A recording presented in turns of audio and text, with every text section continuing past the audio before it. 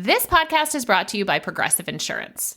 What if comparing car insurance rates was as easy as putting on your favorite podcast? With Progressive, it is. Just visit the Progressive website to quote with all the coverage you want. You'll see Progressive's direct rate, then their tool provide options from other companies so you can compare. All you need to do is choose the rate and coverage you like. Quote today at Progressive.com to join the over 28 million drivers who trust Progressive. Progressive Casualty Insurance Company and Affiliates. Comparison rates not available in all states or situations. Prices may vary based on how you buy. This episode may contain explicit language. Welcome to Mom and Dad Are Fighting, Slate's parenting podcast for Monday, October 16th, the This Is So Awkward edition. I'm Jamilah Lemieux. I'm a writer, contributor to Slate's Care and Vanessa parenting column, and mom to Naima, who is 10, and we live in Los Angeles. I'm Elizabeth Newcamp. I write the homeschool and family travel blog, Dutch Goose. I'm the mom of 3 littles, Henry, who's 11, Oliver, who's 9, and Teddy, who's 7. We live in Tokyo, Japan. I'm Zach Rosen. I make another very short podcast. It's called The Best Advice Show, and I am dad to Noah, who's 6, and Ami, who's 3. On today's show, we know that puberty is starting earlier and lasting much longer, almost a full decade for today's kids. So I'm bringing you a very interesting and useful interview with 2 people who have literally written the book on modern puberty. We're going to hear that first. Then Elizabeth and Zach will join me for a round of recommendations. See you back here in a minute.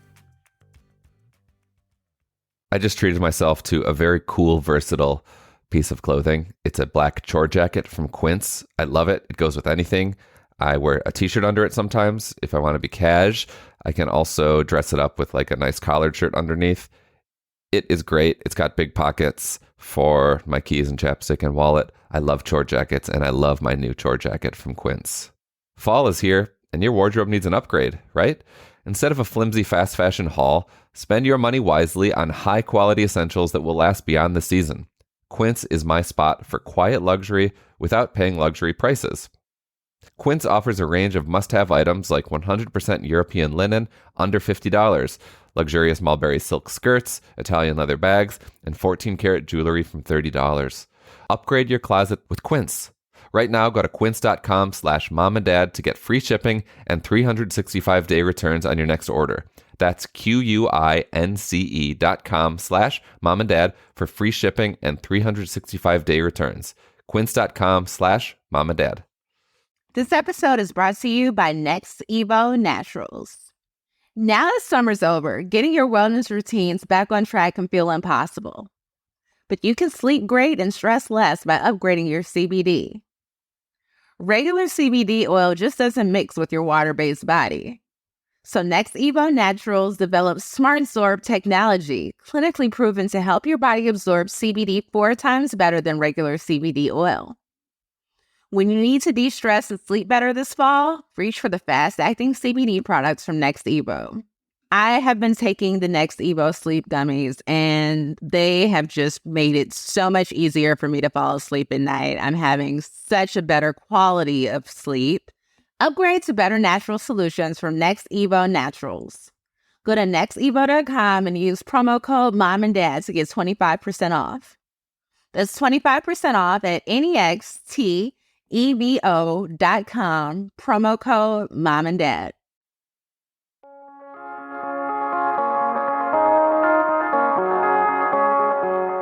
Today I'm talking to Dr. Cara Natterson and Vanessa Kroll Bennett, the authors of an amazing new book, This Is So Awkward, which is all about puberty. They are puberty experts. They have dedicated their lives to helping young people navigate puberty, and they are here to answer some of our questions and help you get your young ones through puberty.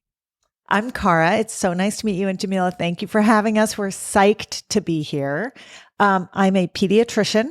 I was in practice for several years. Then I left and flipped into a career of writing, which led me down a path of writing books for parents and then eventually books for kids about their bodies. So I'm involved with the Care and Keeping of You line of books from American Girl, which is like one of the most fun things I've ever done. And in 2020, launched a company called Order of Magnitude that is dedicated to flipping puberty positive because everyone goes through it. So why should it be awkward? And Vanessa and I work every single day to create product and content aimed at making this stage of life more comfortable for everyone involved. This is Vanessa, because Cara and I sound a little bit alike. I got into working on the wonderful, exciting, and awkward topic of puberty because I spent many years using sports to build girl self-esteem. Puberty became a big topic because it was affecting their self-esteem and it starts earlier. So I flipped into working in puberty. We have a podcast together, Cara and I, called the Puberty Podcast. And all we do is talk about all this wonderful, messy stuff together day in and day out. And that's how we ended up writing This Is So Awkward together. And I also have 4 teenagers, kids 13, 15, 17, and 20. So I live this all the time. How did I forget my own kids, Vanessa? Classic Cara move. I have an 18 and a 20-year-old. So you all are truly experts. We're in it. You're in it. Well, if experts count as people who screw up as often as they do things right, then yes, Jamilah, we are experts. So to break the ice, let's start out with a cringy puberty memory of our own. I'll go first. When I was in maybe 6th grade, not long before I started my period, I started carrying a little pouch that my mom packed for me with panties and maxi pads, maybe some wipes. And one day I leave it on the school bus and some boys find it. And they're tossing my panties around the bus saying big draws. That is cringy. Oh my God. Oh, how often do you think about that story? It's one of those things that I have deeply buried. And when I was preparing for this interview, it came up. You know, it's so interesting that you say that because we do this exercise. We run puberty workshops. And one of the first things we ask adults to do is to bring up a puberty memory of their own. And so often people will say, I have not thought about that incident in 20 years. Like it's like buried and then it comes back to them when they start thinking and talking about puberty. So my story is that I got my first period. I took modern dance and I was wearing like blush shimmery tights and I pulled them down off after class. And there was like a brownish, rusty color in my tights. And I realized that I had gotten my period. But the kicker was that I had borrowed the tights from somebody else. So I got my first period in someone else's tights. Needless to say, I did not return the tights to the original owner after that.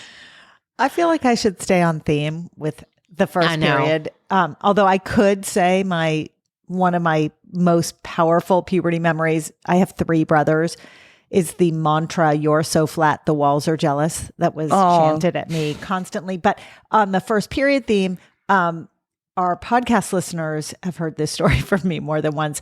I got my first period on my 14th birthday. I was a little bit late to the game, but on my 14th birthday, while Shirley MacLaine was accepting her Oscar for Terms of Endearment, that's what we were watching on TV, while wearing a white USA tracksuit because it was the 1984 Olympics and I lived in LA, and while sitting in a room with my parents who had separated 3 weeks earlier. And this was the first time that they were like back together in the same space.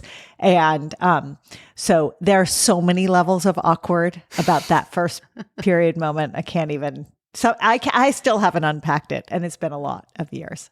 Is it any wonder that you work in puberty after sharing that story? Now let's dig deep into why Cara does this for a living. Yeah. So in each chapter of the book, you note how things have changed from 20, 30, 40 years ago.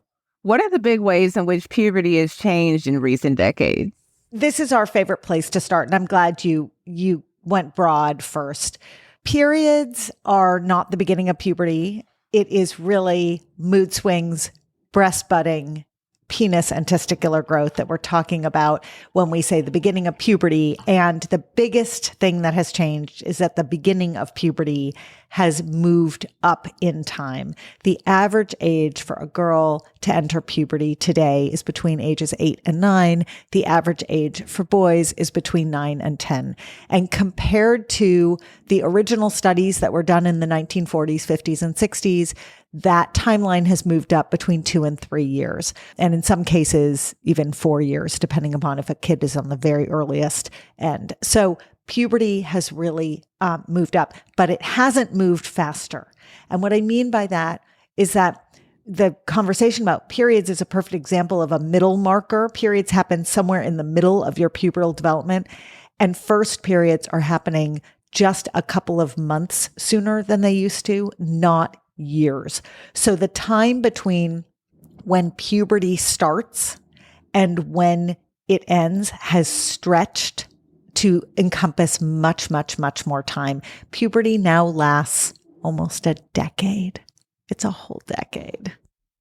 When is the right time to start up a conversation about puberty with your kids? Do you want to wait for signs that it's begun, or do you bring it up as soon as they're old enough to experience it? Yeah, we have very strong feelings, which is it's never too early and it's never too late.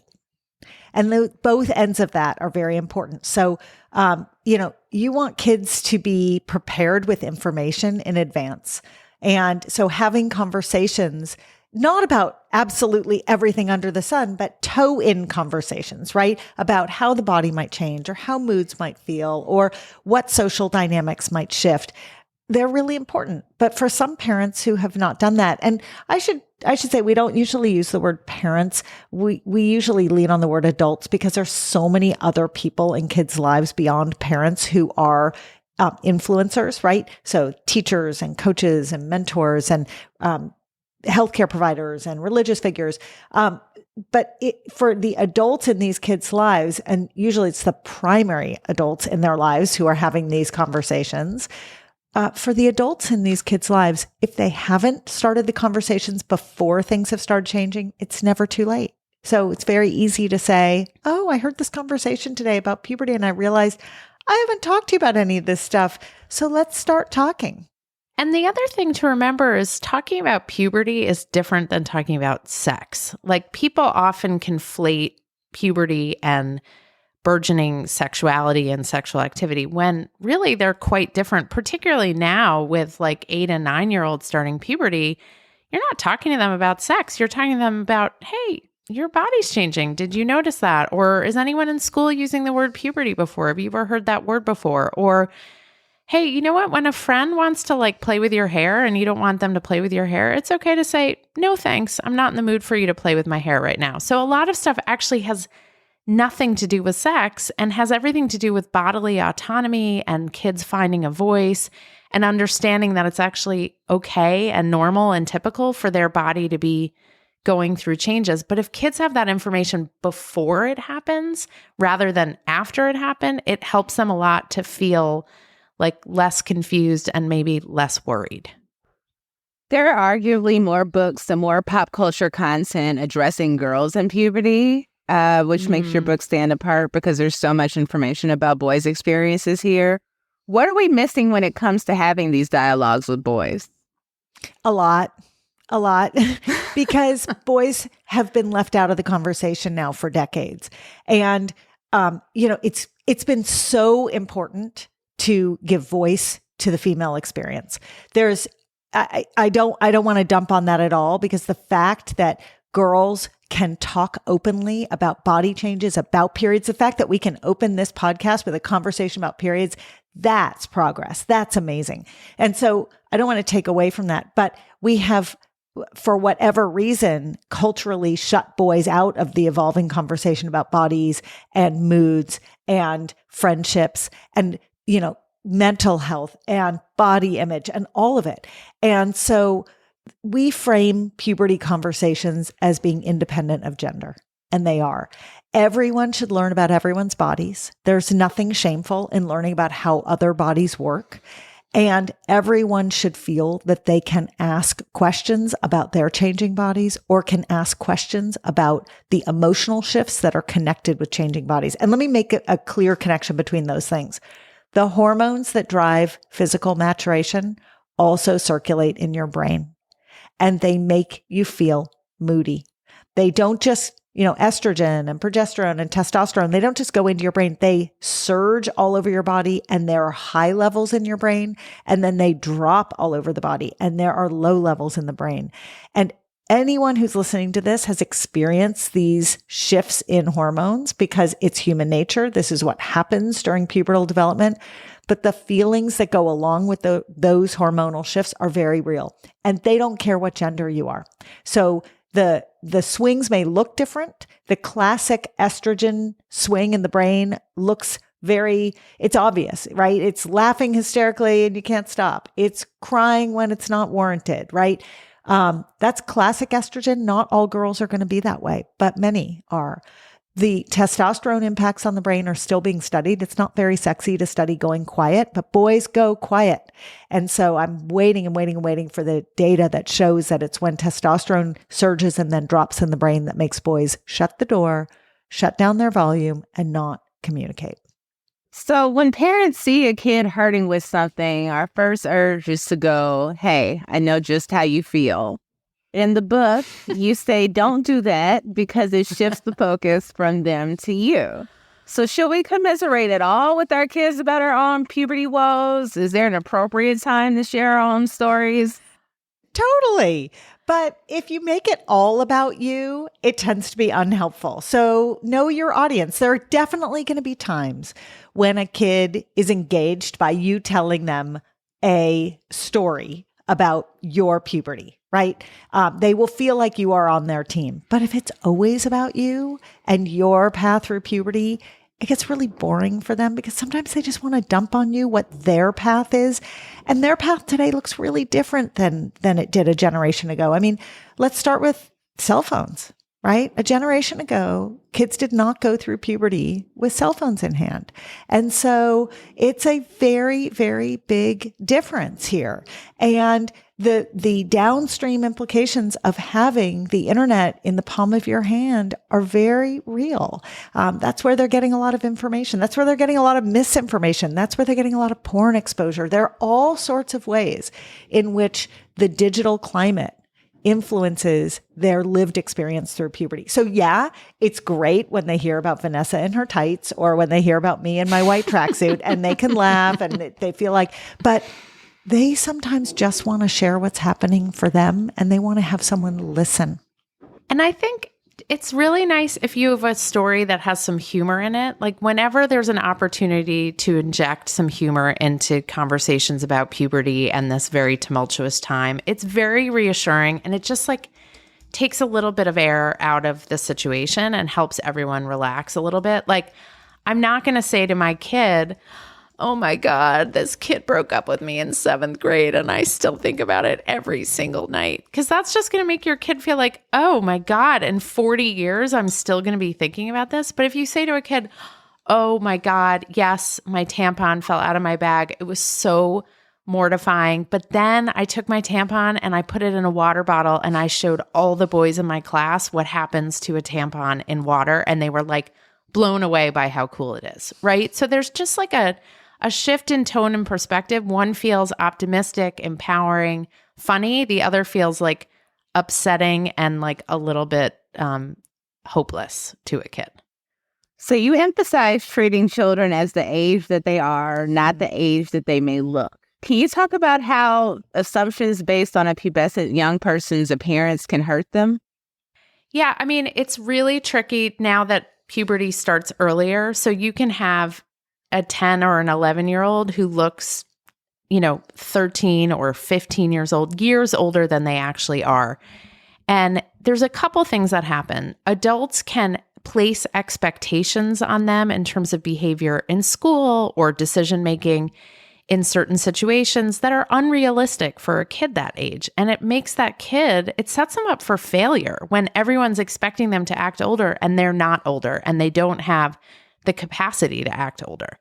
The second reason it's important is because kids who look older and are treated older by peers are often exposed to risky things that are not appropriate for them and are frankly sometimes downright dangerous for them to be exposed to. So whether that's substances, whether those are risky experiences that older kids are up to that they shouldn't be, whether that's sexual activity. So we want to help protect kids who look older from being treated older, both by other adults and by their peers. Yeah, it's really important to know that just because the body is starting to become sexually mature at younger ages, the brain is not maturing any faster. And so a 10-year-old has a 10-year-old brain. And the way that they process information and the way they make decisions is 10 years old. And it doesn't matter if they're growing breasts or if their testicles are growing or if they are the last to the puberty development party. Their brain is 10. What do you tell a child who's feeling left behind by the more drastic puberty changes in their peers? Oh, it's a biggie. That's a biggie because there will always be people who are early. And even though puberty is getting earlier, there still is a group that are first, and there will always be a group that's last. So we call them early bloomers and late bloomers. That is sort of the social and medical term that's used. And late bloomers are the last 2.5% to go through puberty.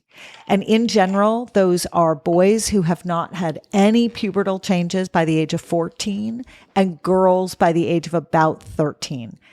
And let me tell you, they struggle because as awkward as it can feel to be going through puberty at 8 and 9 and 10, when everyone else has entered puberty and is grappling with these body changes and you're 13 or 14 and nothing is happening to you, it can make you feel like you're left out. It sounds crazy to us to think that not having zits or not developing breasts and feeling awkward about them is also a negative feeling because you feel left out. You feel left out. And there are worries that go along with it for some adults as well. Like, is there something wrong? Is this not going to happen for my child? So what we strongly, strongly recommend is if a kid is worried, to engage that kid in conversation and open up an avenue for them to talk to a healthcare provider if they have questions. If an adult is worried, talk to a healthcare provider. I mean, someone needs to examine a child and see if they're in puberty before you start getting reactive. And I will add that the earliest signs of puberty in boys are testicular and penile growth. And those tend to be very private. They're, the testicles and the penis are covered by underpants and pants all day, every day. And boys at about these ages are starting to become private. Not all, but many. And so some parents look at a 14-year-old boy and think there's nothing going on, but they're not examining their genitals, nor should they.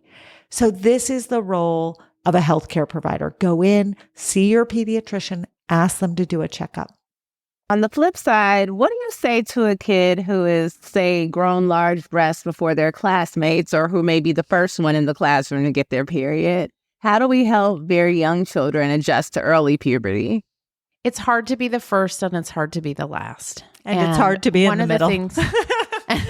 And it's not so easy to be in the middle.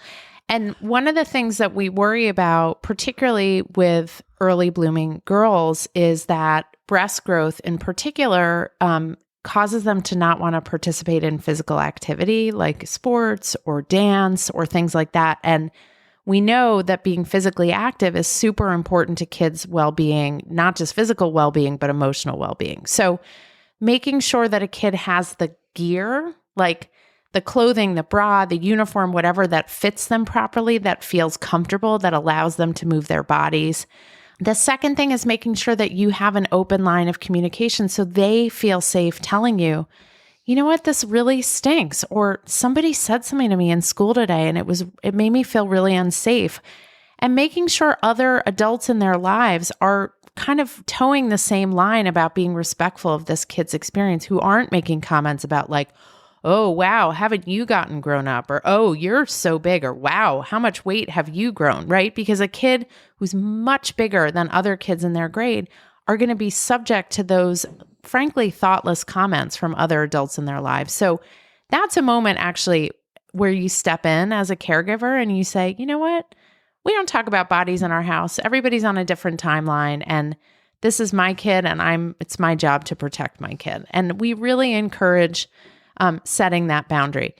If you are concerned that your child is developing too early, just like Cara mentioned, if it feels late and nothing's happening, if you're concerned that a child is developing too early, that is a time to talk to a healthcare professional, even if it's just to get reassurance. But it's not something you should sit by and silently worry about.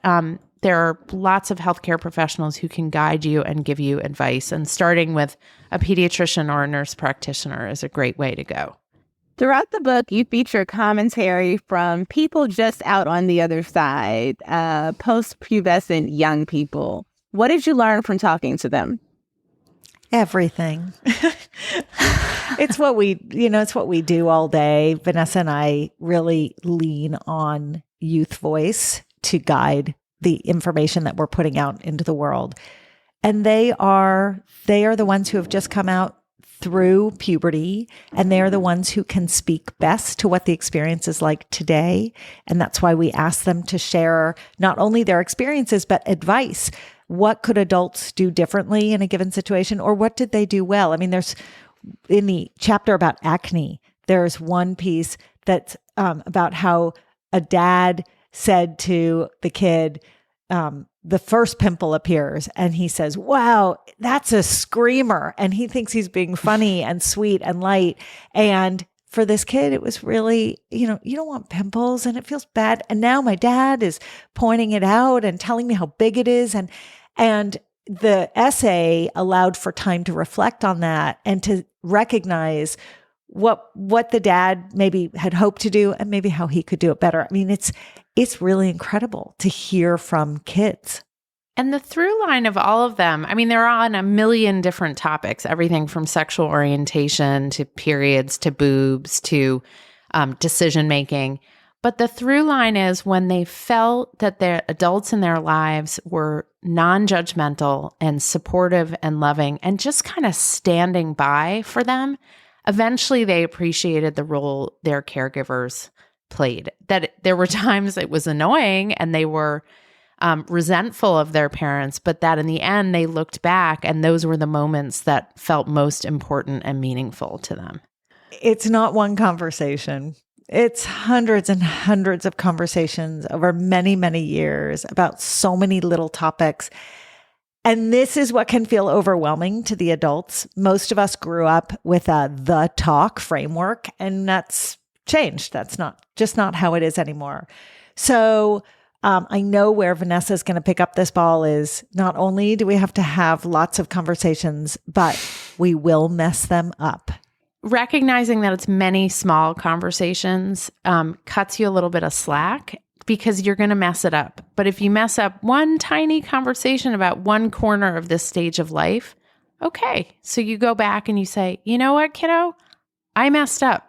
I gave you the wrong information or I ignored your question. Let me take a do-over.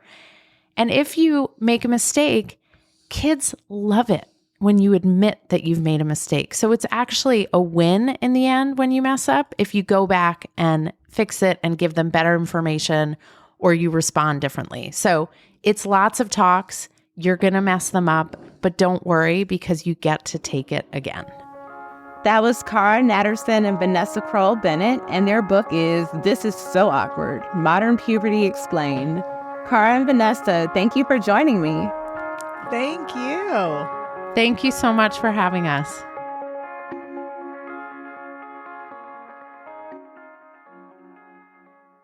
Max, the one to watch. For epic original series, blockbuster movies. Hi, Barbie! Hi, Ken! Plus, We have breaking news. 24/7 live streaming news with CNN Max. And live sports with hundreds of games from the NBA, MLB postseason, NHL, NCAA Men's March Madness, and U.S. National Soccer. All included for a limited time with Bleacher Report Sports add-on. After the promo period, add Bleacher Report Sports starting at $9.99 a month. Base subscription required. Instacart helps you get beer and wine delivered in as fast as an hour. So, whether you need to fill the cooler for tailgate season or fill your glass for Pinot by the Fire season, you can save time by getting fall sips delivered in just a few clicks. Visit instacart.com or download the app to get free delivery on your first 3 orders. Offer valid for a limited time. Minimum order $10. Additional terms apply. Must be 21 or over for alcohol delivery where available. Instacart. Add life to cart. From Marvel Studios. Carol Danvers, prodigal child of the Milky Way. How goes it out there? I think I found something.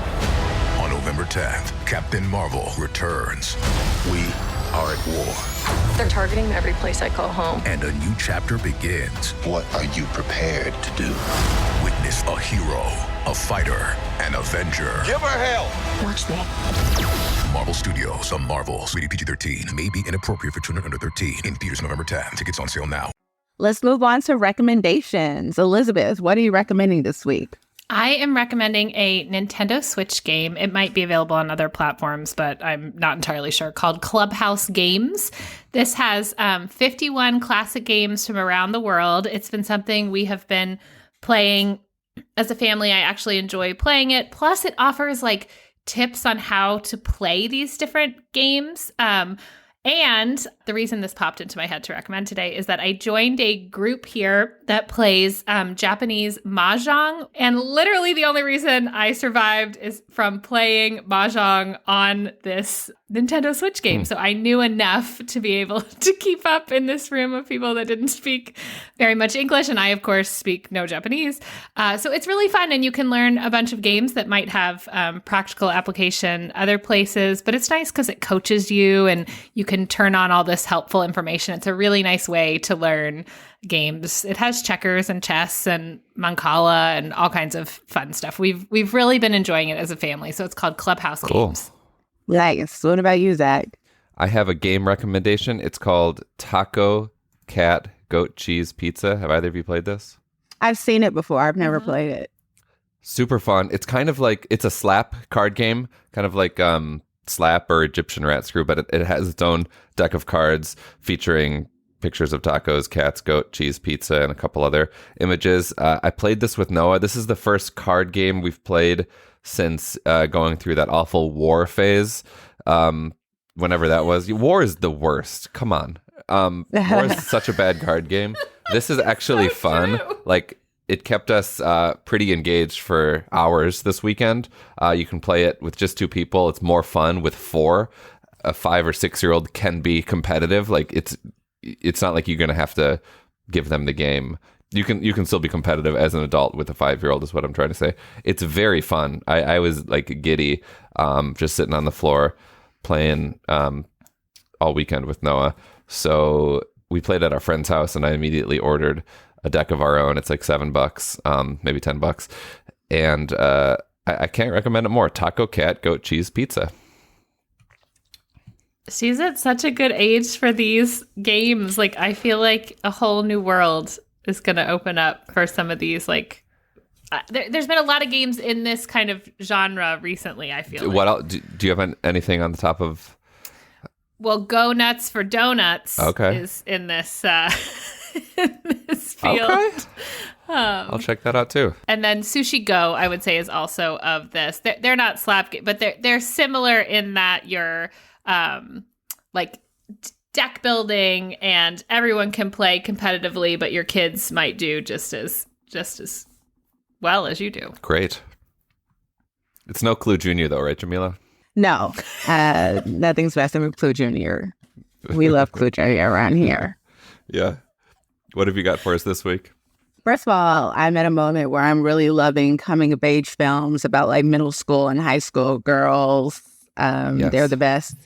I'm recommending You Are So Not Invited to My Bat Mitzvah. Mm-hmm. We just watched this too. It's an Adam Sandler flick, which means his daughters star in it along with him. It's about 2 besties that are both very excited to plan their bat mitzvahs, and all is going well until a popular boy comes between them and everything unravels. And it's very cute, fast moving. I really enjoyed it. The youth performances were great. Very sweet movie. It definitely exceeded my expectations. I was expecting just a really shitty Netflix movie, but it was good. No, it was very good. I LOL'd. All right. Well, that is it for our show. Thank you for listening. Please subscribe, leave a rating and review, and tell your friends. This episode of Mom and Dad Are Fighting is produced by Rosemary Belson and Maura Curry. Shasha Leonard is the voice of our listeners. Alicia Montgomery is the VP of Slate Audio. For Elizabeth Newcamp and Zach Rosen, I'm Jamilah Lemieux. Thank you for listening. Hey everybody, it's Tim Heidecker. You know me, Tim and Eric, Bridesmaids, and Fantastic Four. I'd like to personally invite you to listen to Office Hours Live with me and my co-hosts, DJ Doug Pound. Hello. And Vic Berger. Howdy. Every week we bring you laughs, fun, games, and lots of other surprises. It's live. We take your Zoom calls. Music. We love having fun. Excuse me? Songs. Vic said something. Songs. Music. I like having fun. I like to laugh. I like to meet people who can make me laugh. Please subscribe now.